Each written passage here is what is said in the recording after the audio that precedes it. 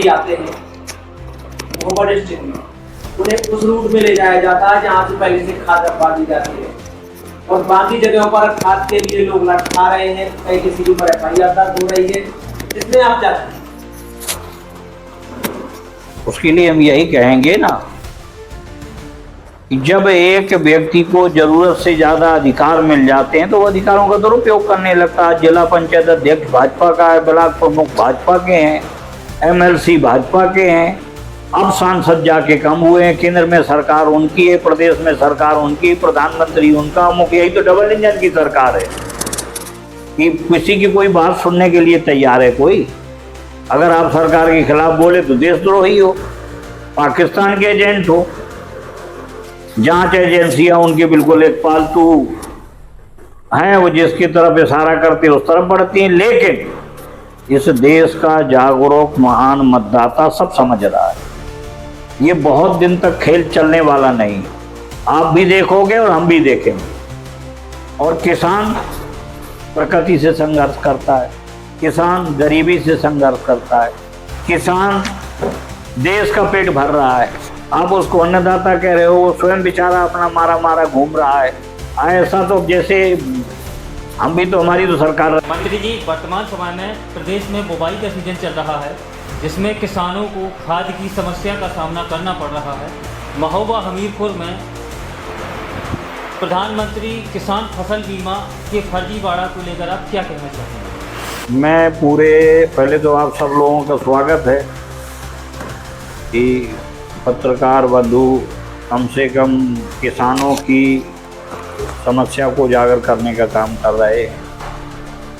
मैं आपसे एक कहना चाहता हूं कि खाद की समस्या पूरे देश में गंभीर है, उत्तर प्रदेश में सर्वाधिक गंभीर।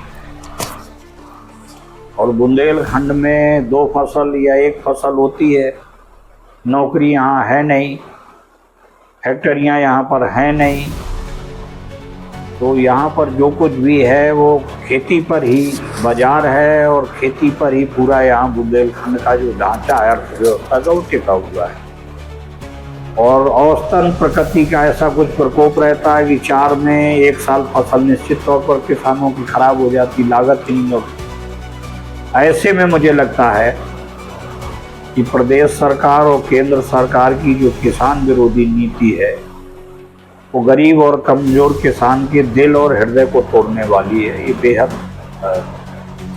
दुख का विषय है। दूसरी बात ये भी है कि प्रदेश का जो कृषि मंत्रालय वो डिमांड लेटर सेंट्रल गवर्नमेंट को भेजता है, कितने में दलहन है, कितने में तिलहन है, कितने में गन्ना है, क्या है, और उस डिमांड के हिसाब से सारे स्टेट की जो इकट्ठी होती है सारे राज्यों की, केंद्रीय कृषि मंत्रालय उसके लिए रासायनिक और उर्वरक विभाग के द्वारा अपना खाद की तैयारी करता है। तो उसमें 2 तरह का नुकसान है। एक तो खाद नहीं मिल रही किसानों को, दूसरा नुकसान ये है कि जो नकली खाद आ रही है वो जो किसान खेत में डालेगा महंगी भी आ रही है, उससे उसकी फसल भी खराब होगी और लागत ही लौट करके नहीं आएगी।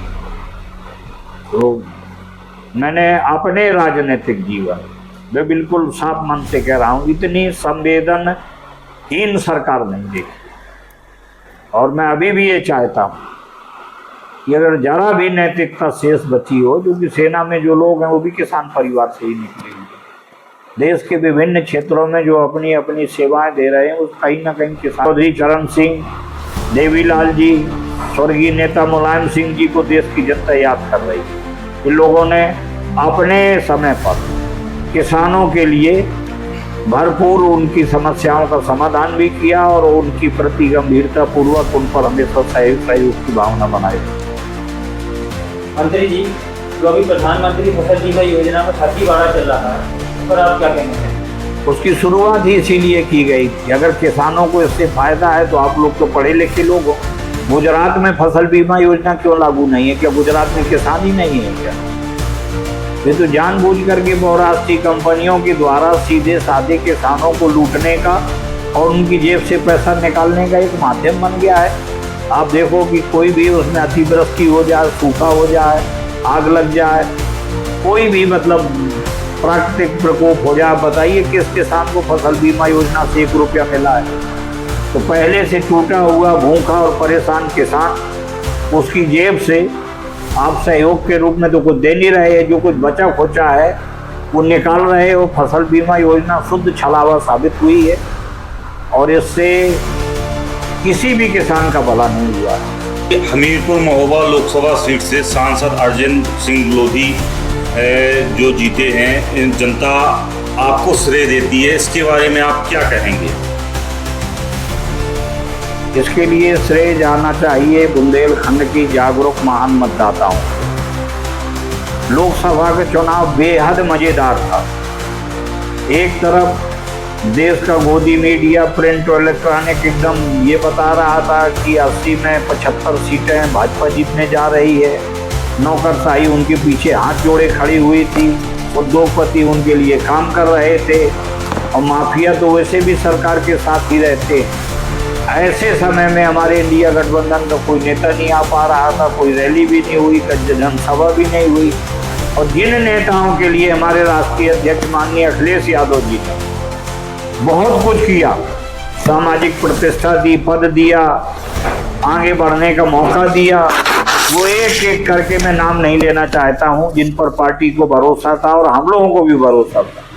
पार्टी छोड़ करके भारतीय जनता पार्टी की ओर भाग रहे और एक ऐसा माहौल बनाया जा रहा था, यहाँ मोदी जी भी आए, यहाँ योगी जी भी आए, यहाँ मोहन यादव भी आए जो बगल की पड़ोसी राज्य एमपी के मुख्यमंत्री हैं, दोनों उप मुख्यमंत्री भी आए, स्वतंत्र देव भी आए, जयसूर्या जो यूथ के राष्ट्रीय अध्यक्ष हैं वो भी आए।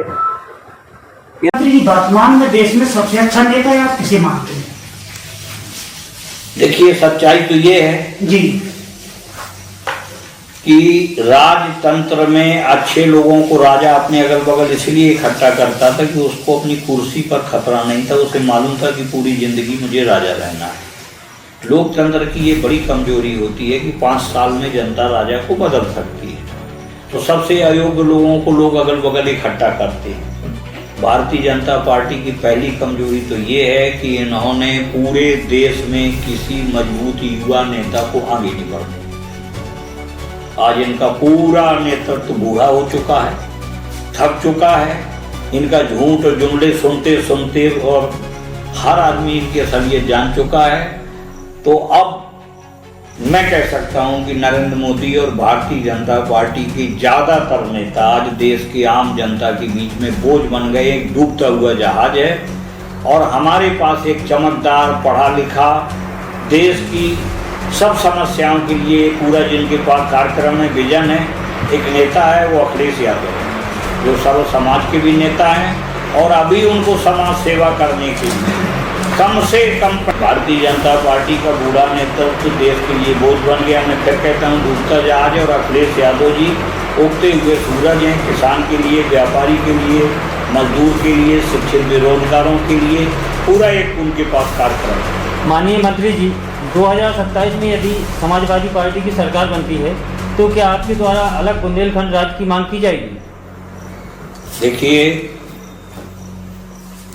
यदि नहीं 2027 में 100%, अब लिख लो मेरी बात, जैसे मैं लोकसभा चुनाव में भी कहता था, कोई नहीं मानने को तैयार था लेकिन बता दिया, पक्का समाजवादी पार्टी की सरकार बनेगी और इसके बाद में देश और प्रदेश के हित में जो भी होगा वो फैसले लिए जाएंगे। और मैं भी बताता हूँ आखिरी बात कि हम लोग छप रहते हैं हमारे लिए। माननीय मंत्री जी, कुछ लोगों का कहना है इस लोकसभा चुनाव में महोबा से बीजेपी जीती है, आपके यहाँ राज से जीती है, चरखारी से चिंदवारी भी जीती है, लेकिन आपके क्षेत्र से, तो आपका ये क्षेत्र पड़ता है चिंदवारी, महोबा, राठ, 3 में भारतीय जनता पार्टी जीती। चरखारी में 1800 से, बाकी 25,500 के आसपास हमीरपुर के मतदाताओं की कृपा से हम लोग जीते, जबकि वहाँ राजपूत मतदाताओं की संख्या हमीरपुर में कुछ रहने लगे हैं, 100 से नीचे ही है। तो अखिलेश जी के नेतृत्व पर भरोसा करते हुए, हम लोगों की सेवाओं को समझते हुए हमारे यहाँ के महान मतदाताओं ने भारत में लोकतंत्र को बचाने का एक पूर्ण कार्य किया। मंत्री जी, माननीय मंत्री जी, समय के रहते चुनाव आयोग की जो निष्पक्षता है, इसके बारे में सवाल उठ रहे हैं, आप क्या कहेंगे?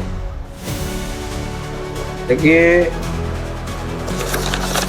आज अभी जो नए सर्वे हुए 2019 में ये सर्वे हुआ था कि क्या चुनाव आयोग निष्पक्ष है कि नहीं, तो 13% लोगों ने उसकी निष्पक्षता पर शंका जाहिर की। अभी जो नए सर्वे उनमें 65% देश के जागरूक महान मतदाताओं ने माना है कि चुनाव आयोग खुलेआम बेईमानी कर रहा है, सत्ताधारी दल का एक पार्टनर और हिस्सेदार बनकर कहीं पर वोट